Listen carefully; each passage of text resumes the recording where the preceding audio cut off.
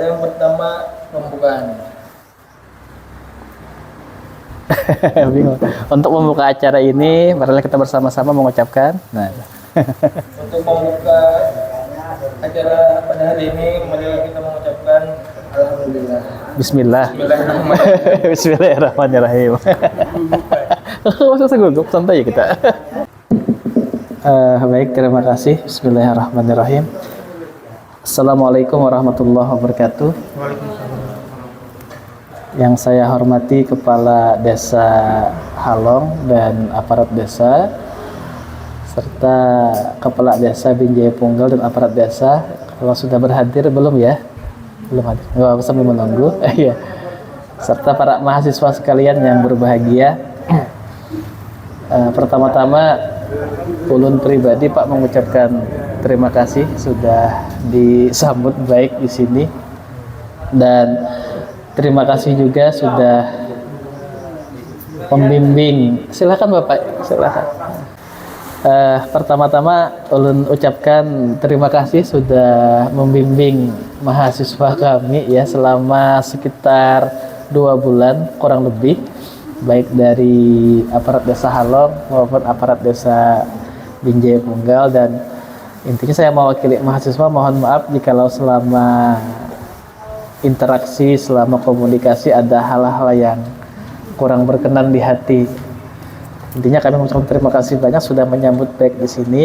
Dan hari ini saya pribadi sebenarnya hanya sebatas sharing, sebatas diskusi saja bagaimana pengelolaan administrasi desa, yang intinya secara praktikal bapak-bapak mungkin sudah menjalaninya secara praktek dan mungkin jauh lebih tahu dari saya bagaimana keadaan di lapangan. Nah, saya hanya mencoba memantik dengan sebuah teoritis. Nah, kira-kira bagaimana pengelolaan administrasi desa itu yang baik secara teori ya.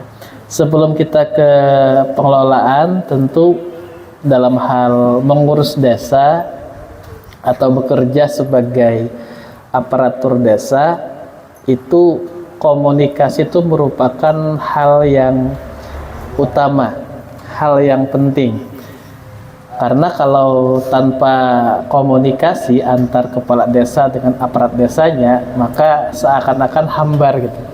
Ibarat rumah tangga itu kan dua laki bini kan taguran asa aneh. Di rumah 24 jam berdiam aja gitu. Kan aneh gitu.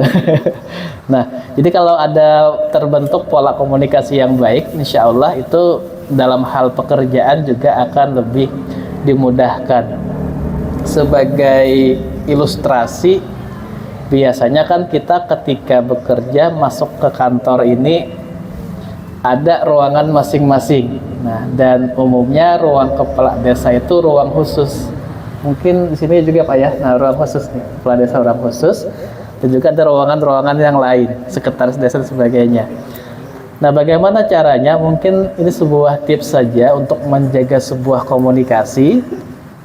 Bisa kita bikin sebuah pola, nanti ketika masuk kantor, sebelum masuk ke ruangan, kita saling sapa dulu. Saling hai gitu, saling hai. Misalkan nanti Bapak Kepala Desa sebelum ke ruangan, Bapak Diren lawan sekretaris dulu, wahai sekretaris kayak apa kabar hari ini? Nah, itu kan semacam membuka pemandiran. Kayak apa kabar hari ini? Apakah ada kendala dengan pekerjaannya? Sampai mana pekerjaannya? Kalau memang ada kendala, kira-kira apa solusi yang bisa kita berikan? Nah, terbentuk sebuah komunikasi yang baik nanti. Setelah ke sekdes mungkin bisa ke bendahara desa, ya pulang tuh, ya kan? Wahai bendahara desa, kayak apa kabar hari ini? Kan? Kayak apa pekerjaannya? Ada masalah kah? Ada kendala kah? Kita carikan solusi bersama. Setelah ada semacam komunikasi pemandiran, baru kita masuk ke ruangan masing-masing untuk bekerja. Nah, ya. Nanti sebelum pulang kita bikin pola lagi. Sebelum pulang kan, sekretaris desa kayak apa kabarnya dan sebagainya kan, kayak apa pekerjaannya, adakah yang perlu dibantu. Terus seperti itu baru pulang bersama. Nah, kalau kita pakai pola seperti itu secara teoritis, insya Allah komunikasi terjalin dengan baik, dan apapun permasalahan pekerjaan kita tahu dan kita bisa mencarikan solusi bersama-sama. Jadi ketika mungkin warga desa bertakun, apa masalah ini nih, paham sudah bahannya karena itu, karena sudah ada komunikasi yang baik. Nah, sama ibarat rumah tangga nih kan, kalau dua laki bini kada buat teguran, kada buat pandiran, seaneh juga, itu kan asing-asing gitu. Saikung masuk ke mana, saikung ke dapur, saikung ke kamar gitu kan, kali dua pandiran, guring, habis, esok ya pulang, nah sama tuh. Tapi kalau ada pemandiran komunikasi itu insya Allah ada kedekatan, ada kerekatan, dan insya Allah dalam hal pekerjaan juga nyaman. Untuk memotivasi juga, mungkin juga memotivasi ulun juga sebagai seorang manusia biasa gitu ya. Ada hadis Rasulullah yang ini yang langsung membuat saya semangat. Jadi ada dosa yang bisa terampuni. Hadis yang diriwayatkan oleh Abu Hurairah. Ada dosa-dosa yang terampuni. Apa itu? Ketika kita bekerja dengan ikhlas dan kita capek, dan capek kita itu justru akan mengurangi dosa. Nah itulah membuat kita semangat kadang-kadang meskipun bekerja lembur dan sebagainya, tapi itu sebagai sebuah wahana untuk pelebur dosa kita. Nah kalau seperti itu insya Allah yang namanya mengeluh atau mungkin merasa kelapahan itu menjadi terminimalisir. Nah, jadi kita semangat dalam bekerja, semangat dalam memberikan kebaikan. Nah jadi yang pertama mungkin kita berbagi tipsnya bagaimana menjaga komunikasi. Kalau komunikasinya mudah, nyaman, insya Allah bagawian juga nyaman. Nah, kemudian dalam pengelolaan administrasi desa itu biasanya ada profil desa yang terupdate. Seperti apa? Ya mungkin profilnya ada sejarah desa seperti apa. Sejarah desa Halong, atau mungkin sejarah desa Binjai Punggal, ditambah nanti ada visi misinya seperti apa, bagaimana keadaan penduduknya, karena memang yang namanya penduduk ini kan ada pendatang, kadang-kadang yang orang bernikahan nih dapat warga baru kita, kadang-kadang seperti itu kan. Jadi perlu kita update secara berkala. Apalagi kan sekarang kan musim ini Ramadan paleh. Habis Ramadan nih kadang-kadang musim kawin, kadang-kadang banyak yang pernikahan gitu. Undangan tuh. Ulun lewat aja mulai amun teh ke Halong nih berapa buah ya acara pengantinan ke apa itu.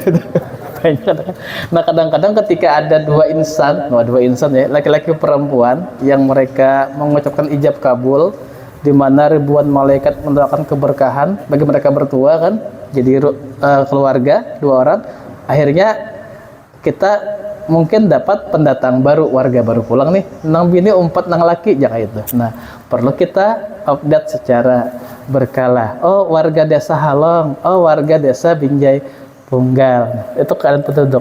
Mata pencaharian juga bisa kita data, kira-kira warga ini apa pencahariannya, oh sebagai guru, oh sebagai pedagang, oh sebagai pengusaha. Bisa kita bikin update keadaan penduduk. Pendidikan termasuk berapa yang SD, berapa yang SMP, berapa yang SMA, berapa yang S1 kan. Dan memang ini perlu ada semacam komunikasi juga dengan warga sehingga data terupdate bagaimana keadaan penduduk. Nah, kemudian memang kalau kita mengacu kepada Permendagri nomor 47 tahun 2016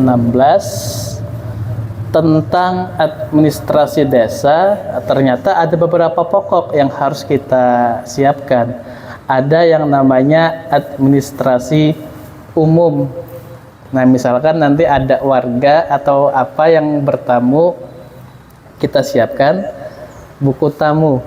Nanti kan ketahuan, oh siapa buku tamu, keperluannya apa. Nah itu nanti terdata agar secara administrasi kita mempunyai siapa tamu-tamu yang hadir ya.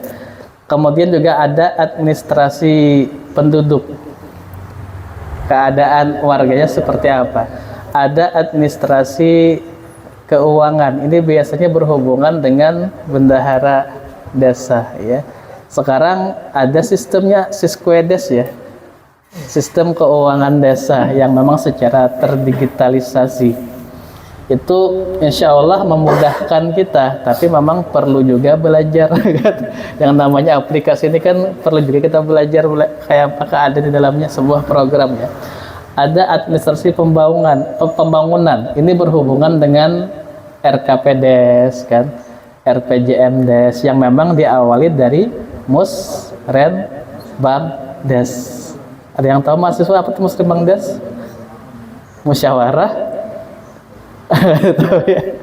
musyawarah pembangunan desa tuh ada spanduknya tuh. Musrenbangdes kan ada. Nanti ada RKPDes, ada RPJMdes. Nah itu ada administrasi pembangunan serta administrasi lainnya. Nah itu kalau kita mengacu kepada Permendagri nomor 47 tahun 2016 secara teoritis. Dan memang sekarang kan sudah zaman digital, bahkan termasuk saya ya, atau mungkin warga masyarakat, rata-rata kita ini menggunakan handphone sampai 8 jam sehari rata-rata ya. Saya kadang-kadang kan ketika malam saya cek tuh sudah berapa jam main handphone, oh 6 jam sudah, oh 8 jam sudah. Nah itu HP ya, handphone memang kita nggak bisa lepas, secara psikologi juga nggak bisa lepas karena udah zamannya. Wah ini kakak-anakannya TikTok dah ini, kakak-anakan TikTok udah paham banget sudah. Nah termasuk kalau kita hubungkan dengan kearsipan. Nah, ada kearsipan yang manual, arsip desa ya, yang memang kita bikin kode-kodenya, ada buku arsip, ada lemari arsip. Nah, sekarang tuh karena zaman sudah mulai canggih, satu arsip yang satu rak desa aja, satu rak lemari aja sudah bisa kita sulap menjadi satu buah plastis. Arsip desa kan, yang dulunya mungkin satu lemari hibah arsip nih, kita rubah bisa satu plastis cukup. Nah, jadi bagaimana kita mencoba mengelola kearsipan yang dulunya manual berubah ke sistem digital ya. Apalagi sekarang kan HP itu ada yang namanya aplikasi scan. Kalau saya kan cam scanner, jadi PDF selesai. Yang mungkin ada ratusan penduduk, kita bikin PDF bisa tuh. Nah sambil bagamatan merubah.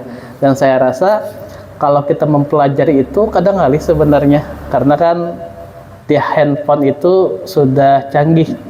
Kalau zaman dulu kita mungkin men-scan data itu perlu alat scan yang harganya lumayan mahal, malah kadang sampai berubah ada printer yang kawas scan kan sekarang, kalau fotokopi. Sekarang HP aja kalau masukin jadi PDF. Nah itu mungkin kita pelan-pelan beralih ke kearsipan digital untuk lebih lebih menyesuaikan. Sekarang Pak, laporan-laporan sekarang digital Pak ya. Nah itu termasuk tuh.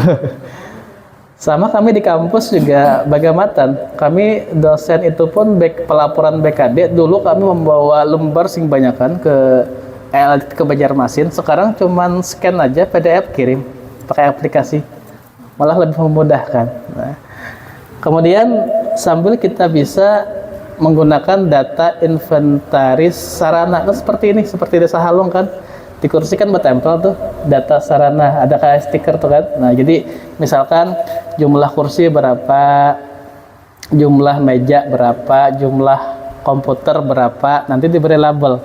Seperti kursi itu kan saya lihat tuh ada labelnya tuh, Desa Halong kan, jadi terdata. Jadi kita bisa mengetahui keadaan sarana kita, berapa jumlah kursi yang rusak, berapa jumlah meja yang rusak, komputer apakah baik. Nah itu kan secara berkala. Itu intinya kita petakan dulu sarana pada kantor desa ini apa-apa aja. Oh ada meja, ada kursi, ada lemari, ada komputer, ada macam-macam. Kemudian kita lihat kondisinya, apakah baik atau apakah rusak. Nanti kita berikan label atau stiker pada sarananya. Nah Dan kalau kita berbicara buku administrasi desa memang macam-macam. Ada buku pengunjung atau buku tamu. Nah, kan mungkin di depan misalkan kalau ada tamu datang bisa isi buku nama, instansi mana, alamat di mana, keperluannya apa. Bisa kita bikin seperti itu kan. Ada buku peraturan desa. Misalkan ada bikin peraturan desa.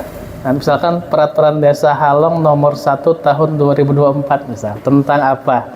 Bisa kita petakan. Nah, ada buku inventaris sarana seperti yang tadi. Udah balabel, kita tuliskan keadaan sarananya. Ada buku penduduk, ada buku keuangan, dan ada buku pembangunan desa. Nah, kucingnya anak viral apa aja? Ya, karena video kalau masuk YouTube kita nih, masuk TV One misalnya nih. Baik, jadi hari ini saya cuma sharing Pak, sambil sharing mungkin yang saya sampaikan juga sudah Bapak-bapak kerjakan juga di kan pekerjaan desa juga, sambil sharing saja dan mudah-mudahan ini bisa bermanfaat. Kalaupun ada yang ingin kita diskusikan bisa kita buka ruang diskusi ya. Kalau saya bisa jawab, saya jawab dan saya bantu.